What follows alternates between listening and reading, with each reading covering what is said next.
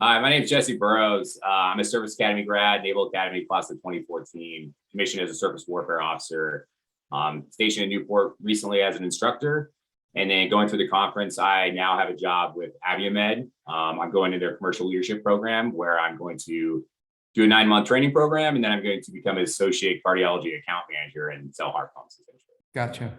Okay, so the question I wanted you to attack is, all right, you had 15 interviews at the conference, which was probably exhausting. You actually earned 4 offers. You probably could have earned a lot more, but just through the way the process works, you earned 4 offers. How did you, I mean, that's a good, I hear that all the time. There's a good problem to have. How did you whittle it down? How did you ultimately make the choice that you made? Well, so the first thing I did is I really trusted the Cameron Brooks team. I knew that you guys had my back and you were there for me when I needed you, and that was a huge help. And then I really just trusted the process, and I attacked it by really treating it as a step-by-step process. So as I went through the initial interviews, I treated every interview like it was my most important one. It was the next one. I went in there to solve their problem, to solve that recruiter's problem, and show that I could create value for that company. And by doing that, I ensured that I wasn't leaving any opportunities off the table. So then as I moved into the follow-up process, I just kept that same mentality with my top companies that I picked. Continued to go into each one like it was my only opportunity with that mindset I was going to solve their problem.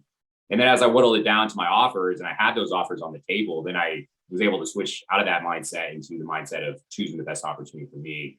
And that's when I really took the time to look at the offers and compare them to each other and really decide what I wanted and what I thought would be best for me. And that's ultimately how I ended up choosing.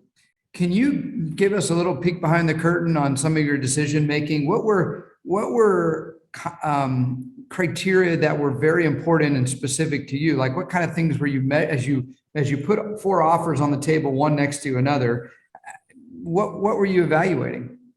Well, what was interesting is I think 2 years ago, if you would have asked me this question, I probably would have said location and compensation. Sure. But then I think those were the 2 bottom things I looked at. For me, it was mostly culture, whether the role was a good fit for me, whether it was something I was going to enjoy doing, and really how I envisioned myself growing in that company. And that's ultimately how I picked it, was really just focusing on those things.